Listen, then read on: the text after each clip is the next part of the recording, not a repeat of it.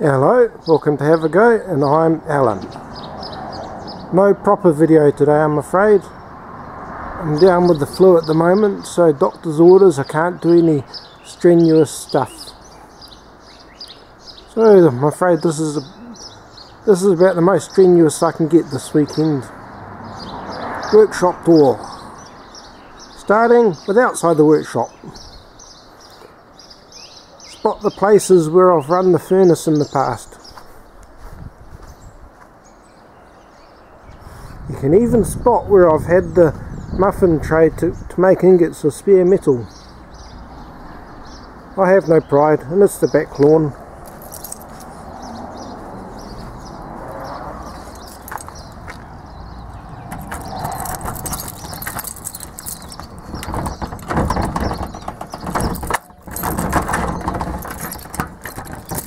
All the best sheds need the lock jiggled before they'll open.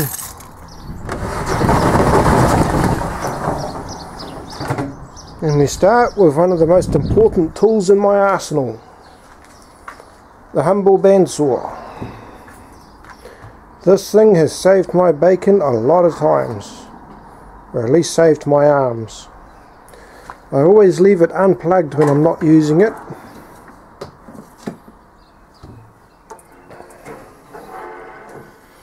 Put your work in there, work the clamp to clamp it in, set your width there, set it going, and off it goes. Other option being to lock it in place with a bolt. Put this in there, then you can use it as a horizontal one, very, very carefully. Doesn't go fast enough to do you a mischief, but at the same time you really don't want your fingers to get in the way. And there is an engine hoist for the day in a few years, or maybe 30 years, when I get a big lathe, maybe in time. Inspection pit full of my family members' belongings, not mine.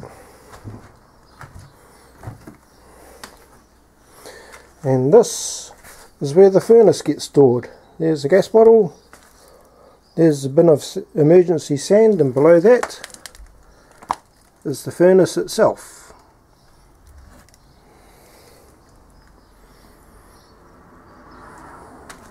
Just in front of there is the air compressor that Grandad made, which probably needs a really good service.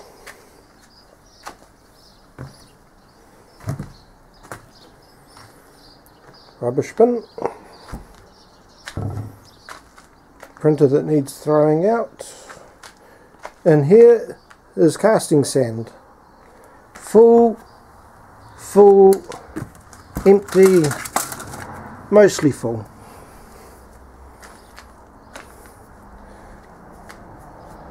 There's probably about 50 to 60 kilos of homemade sand there. Spare wood offcuts, shop vacuum that I don't use as often as I really should. And here is an ex-government desk that belongs to my brother that he has yet to pick up. So is temporary storage area. Down the side of the desk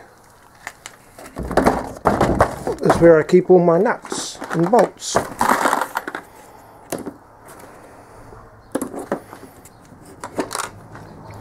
There is a vague system here.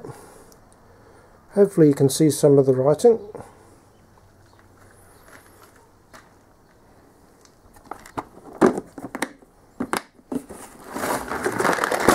So when it's not being used, that's where that lives, out of the way.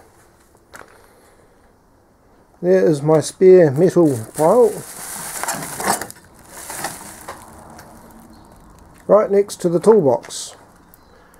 The top compartment is full of outsized tools, and I really want to get a rolling bottom cabinet to store all this stuff in. The top drawer of the tool cabinet has my measuring equipment and marking out equipment, So it's got my dial caliper here, torch, protractor, rulers, good engineer's square, not the carpenter's square that I use for woodwork, punches, scribes, micrometer, feeler gauges, thread gauges under here. Underneath that there's some larger tools, like sharpening stones, pliers, wire brush, Allen keys, wrenches.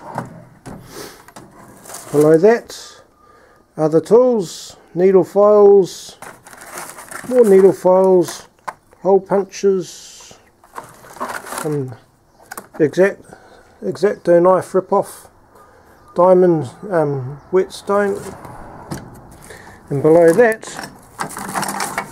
assuming I can get to it, is really used measuring things like shim stock, telescopic bore gauges, and the bad calipers, used for tasks I really don't care about damaging them. This is miscellaneous bearings and miscellaneous bolts and shaft collars and other whatchamacalls it.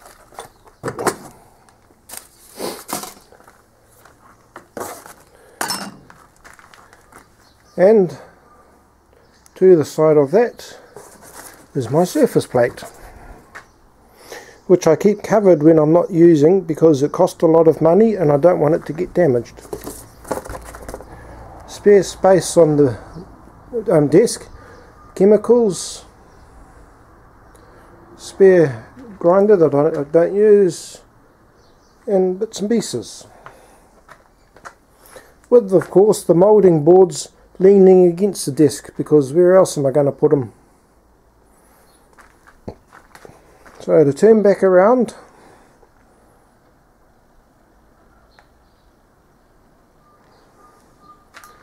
to where the door is and the casting sand. The reason this bucket is off on its own is because that's got spare bentonite clay in it, not moulding sand. I keep my sandpaper with this box because this is where Dad's old stash of woodwork sandpaper is. So keep the sandpaper with it. And this is something that I've been meaning to investigate, but I haven't had a need to just yet.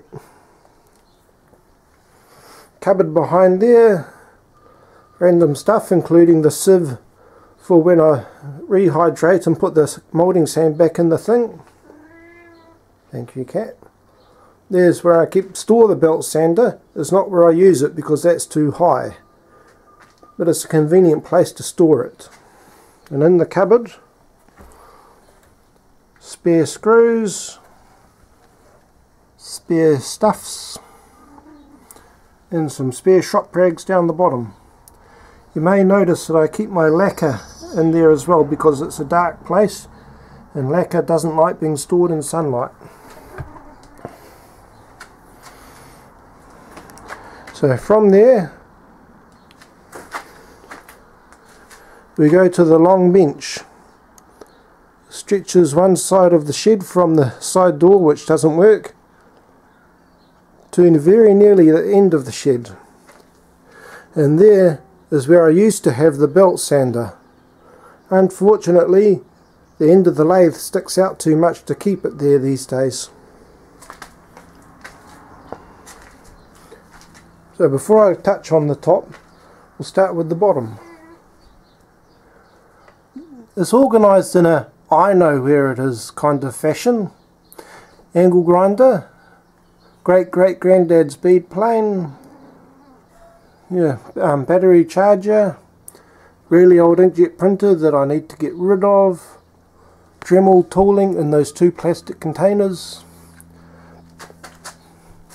paint cans that the previous owner of the property left and which I need to get rid of,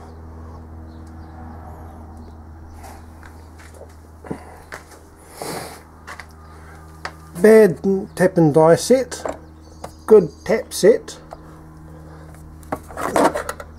assortment of countersunk socket screws, very good. Wooden box that I keep all of my casting stuff in, convenient place for it. Good saw, which permanently has the guard left over the teeth to keep it good. Cheap, horrible saw, which doesn't have any guard because I don't use it for cutting wood. I use it for striking off my mould bench. To the side we have a set of letter punches in here and a set of number punches. Behind that is a set of lathe tooling, from the boring bar to a live centre, Morse taper 1 drill chuck, and a set of milling cutters, which I honestly do not know why I bought these. Oh, and of course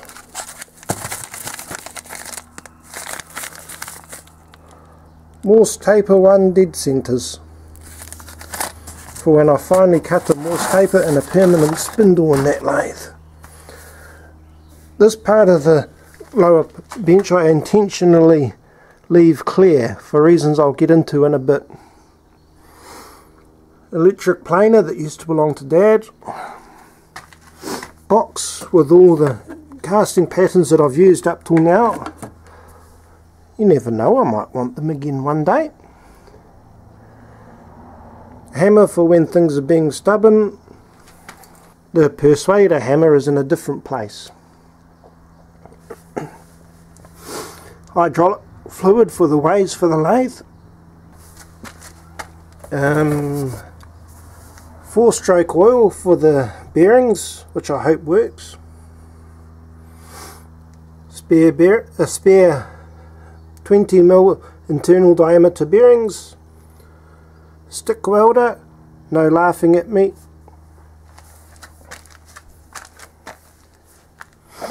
Spare pulleys. There's a couple of cone pulleys in here that are outsized. Chungus transformer, which I need to do something with at some point. Some potentiometers from Dad along with screws. Don't know what you call these. I think of them as peg clamps because they look like outsized clothesline pegs. But I use them for odd bits and pieces. And below that is my set of reduced shank drills, and below that is my 1, 2, 3 block set, which I only have one hand at the moment, so I can't pull out. And here is my, open this up, set of socket wrenches, which has been very, very useful. Behind there is a microscope that belonged to Dad, and also another set of dial gauge and a base for it that I picked up. I still have to show that one being used though. Random box of stuff. This has the dial gauge that I have shown. This is a spring assortment which I have used for the detent for the half nut for the lathe. Assortment of grub screws, below which is the scales you've seen me use a couple of times. So that's underneath the bench. Let's move to the top, shall we? This is where the belt sander used to live. This stuff gets in the way these days, I'm afraid. Once I've got this side of the lathe completely buttoned up, maybe I'll see about shuffling things over to put the belt sander back.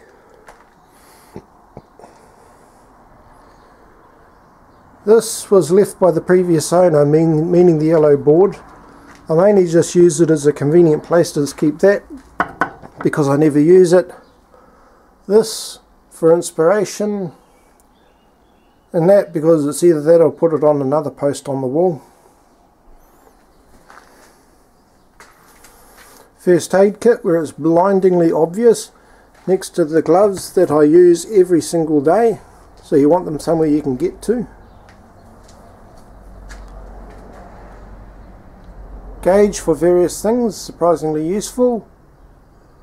V-belts in the wrong sizes, very not useful. Ring spanner set, useful. Whey oil can, useful. Rubber mallet, you'd be surprised at how useful. Pre-grounds lathe tooling, I want to say useful, I really do, but I need to go through, check the angles and sharpen the silly things. Lathe, increasingly useful.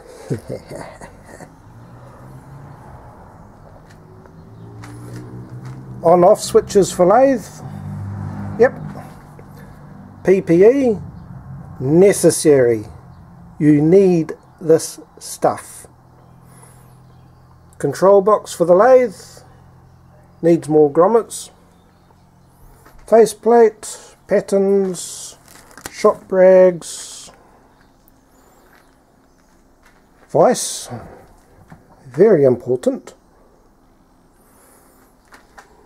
Nuts which go through the T-nuts and which I put on and off all the time with the socket set. And the book, which is getting very dusty and worn out, or at least the part dealing with the lathe. Set of good drill bits. This needs to go into storage. The reason this drill is a different colour is because I snapped the original one and had to get a replacement. Engineer's little black book, quite useful. Another shop rag. This is my knife I use every now and again. It's a folding knife, but the handle is actually shorter than the blade itself, so you can use it without actually unfolding it. The blade is just half the length that it would be otherwise. There's a set of blocks I use for shims when I'm using the drill press vices. And this, they won't see that, Alan, is Grandad's drill press, which I don't really know how to slacken off the belt and change the speed. And raising and lowering the table is a complete pain. Set of drill bits from Grandad. Some are missing. Pretty much all of them need sharpening. So there could be good test mules for that sharpener that I picked up. Set of Bosch drill bits, which seem to be made of refined garbage. Blowtorch, surprisingly useful but situationally so. And this is my pedestal pillar drill, floor mounted. The table on this bad boy will go all the way from up here all the way down there.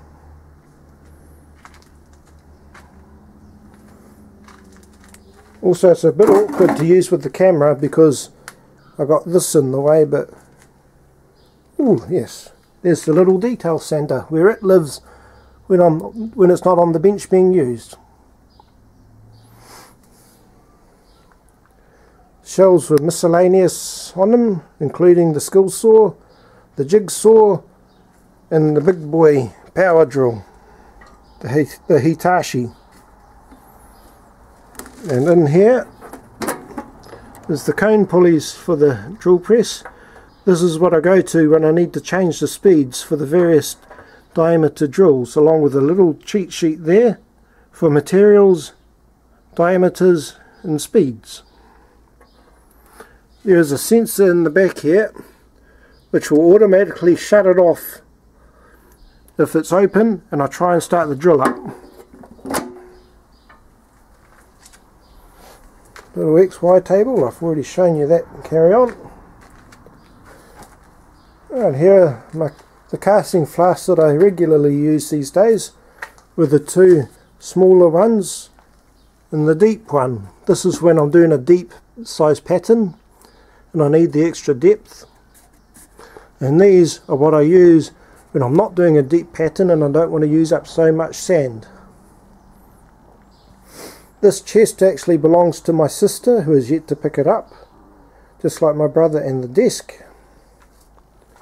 There is the chop saw, where it lives when I'm not using it.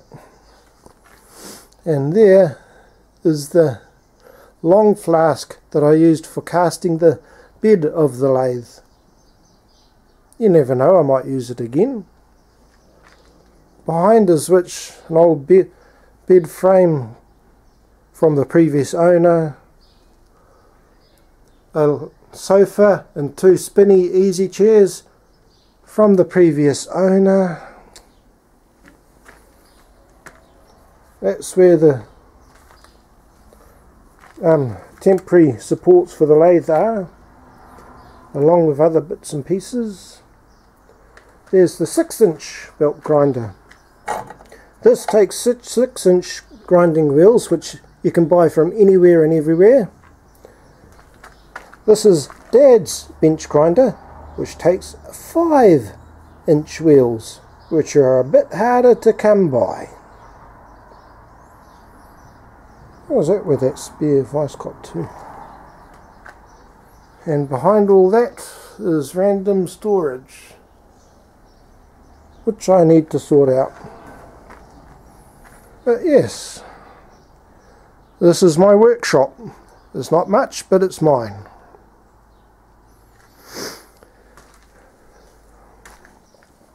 This is the tripod which I got from Dad. It's a very, very nice little tripod. Undo this. This spins round. Change the angle. These are with the legs fully extended. I've been experimenting lately with shrinking the legs, from pulling them all the way back up here, so it's nice short legs, and then sitting it with the short legs on the bench. Here's the apron that I always wear, hence why it's dirty so often, and which saves my clothes from getting dirty. And in here, assuming I can get to it, random tools I use quite a lot. Quick and dirty calipers, pens, tiny little ruler, tape measure. Right, just to explain what I was meaning by that empty bit, when I'm moulding a pattern to be cast, I take that vise off, clear all that area, then I set these two sawhorses up so they're side by side, so that I can rest a wide shallow tub across them. This wide shallow tub. So that'll be sitting there. I'll empty an entire bucket of sand into the tub. So the tub sits here full of sand. I scoop out of the tub, put it into the mould on the bench in the flask and pound it down. Grab more sand, pound that down. The trick is, before I strike the sand off and it starts cascading everywhere, bearing in mind that the cable and the vise are gone when I do this, I put that there in the empty space that I was talking about, so that when I strike off the sand, sand all cascades down and into the bin, not on the floor. Then when I'm done striking off, I'm done with the brush and tidying up, and it's all gone into the bin. I take the bin out of here with two hands and put it back across the sawhorses. Then go back to putting the next half of the pattern in. Grab sand out of here, pound, pound, pound. Then when it comes time to strike off the drag as well as the the strike off the cope as well as the drag. I put it back in there. And that's why I leave that space empty. Right. And of course the table saw, which scares me. Shed radio. Very important when I'm not filming things and want to keep myself distracted.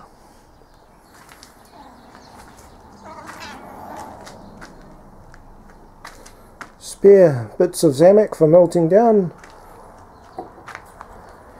This is a tailstock base which didn't work out. I'll get into the reasons for that in the next time I cast it.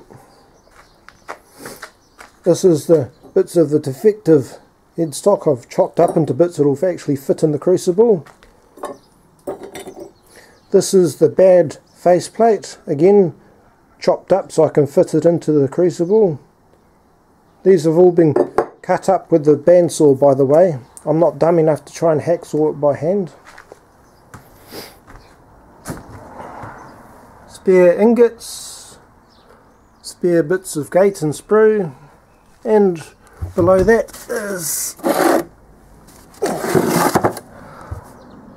my 1/3 of an ingot left. I got 40 kilograms of Zamac 12 originally, and this is how much I have left. Got that, that, and that. And I should be able to cast the reduction pulleys as well as the 2 tailstock castings with these. So 40 kilograms is enough if you're going to do these. But yes, that's my workshop. Hope you enjoyed the video. Thank you for watching and have a nice day.